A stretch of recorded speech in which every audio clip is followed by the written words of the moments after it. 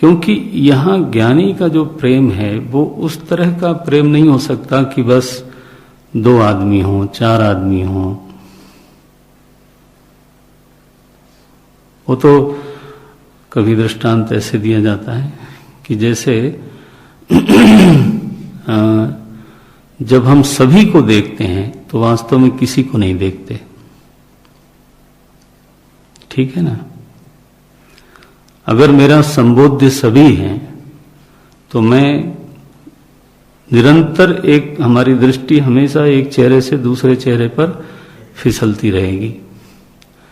और अगर मेरा संबोध्य सब लोगों को छोड़ दिया जाए, हैं, कोई एक आदमी हो जाए, तब वो अभिस्नेह हुआ। प्रेम में दुर्गंध कब आती है? जब वो ढबरा बनता है, जब वो कहीं पर परिच्छिन्न हो गया, जब वहां पर सीमा हो गई, जब उसमें जैसे ही वो संकीर्ण होगा वैसे ही फिर दूसरे से द्वेष होगा, वैसे ही दूसरे के प्रति 1000 चीजें शुरू हो जाती हैं।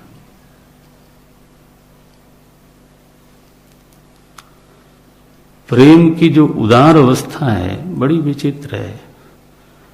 उसको प्रायः कोई लोग प्रेम समझते ही नहीं, बोले ये भी कोई प्रेम हुआ?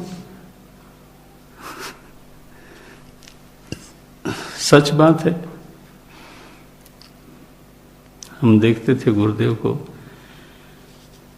प्रेम करने की कितनी सामर्थ्य है। करोड़ों लोग उनसे प्रेम कर सकते, माने उनसे प्रेम पा सकते थे।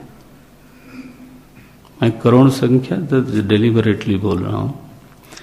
साधारण व्यक्ति कितने लोगों से प्रेम कर पाता है? 1, 2, 5? मुझे मालूम नहीं 1 से भी करता है कि नहीं, क्योंकि वो पहला नंबर वाला प्रेम है। दिया तो लिया। यहां ऐसी स्थिति है कि कहां कहां से लोग चले आ रहे हैं और एवरीबडी गेट्स हिज हिस्सा।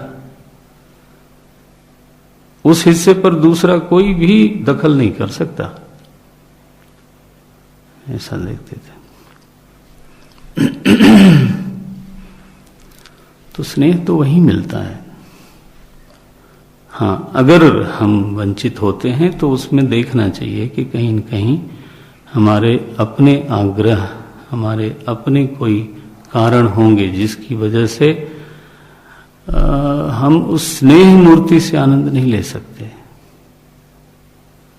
जो आनंद तत्व में बैठा है, अगर उसके पास बैठने से आनंद नहीं आवे तो और फिर कहां आएगा? लेकिन तो समस्या है। आग्रह तो ऐसी चीज है ना कि कल हम पढ़ रहे थे, ईश्वर पर्जन्यवत ज्ञेय, यही था ना सूत्र। अब याद थोड़ो रहता है इतना, है? द्रष्टव्य। हाँ, ईश्वर पर्जन्यवत द्रष्टव्य ब्रह्म सूत्र का एक सूत्र है। हम कल पढ़ रहे थे उसको। बोले ईश्वर तो बादल की तरह है, सबके लिए बरसता है, लेकिन फिर उसमें कोई छाता लगावे तो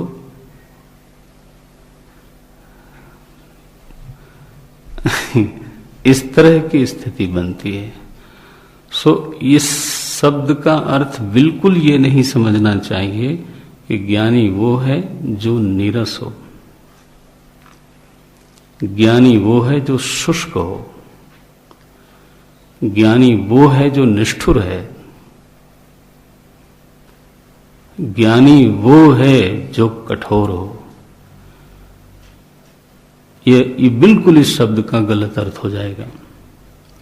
ज्ञानी वो है जो अनासक्त है। आपको क्या कहें, आप मनन करो जरा इन बातों पर। जो अनासक्त है उसी का प्रेम उदार होता है।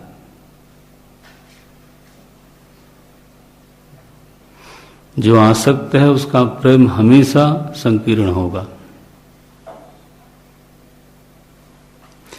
जो आसक्त है वही सबके लिए उपलब्ध है। और जो आसक्त है वो हमेशा कुछ लोगों के लिए उपलब्ध होगा, शायद इसलिए कह रहा हूं क्योंकि वही लेन देन शुरू है। और कुछ तो फिर तीसरी वैरायटी में जाते हैं, किसी के लिए नहीं उपलब्ध होगा, सब लोग उसके लिए, माने ही try to use everyone, thinks that everybody is fool. लोग जानते हैं कि दूसरे का स्वभाव क्या है, फिर भी उनकी अपनी महिमा है कि वो फिर भी आपकी मदद करते हैं। तो ये तो वैराइटीज है ना, कक्षाएं हैं उत्थान की, विकास की। असंगता प्रेम का पोषक वृत्ति है, असंगता प्रेम का निरोधक वृत्ति नहीं है। हालांकि प्रथम दृष्टि में ऐसा जरूर लगता है कि असंगता निष्ठुरता का पर्यायवाची है।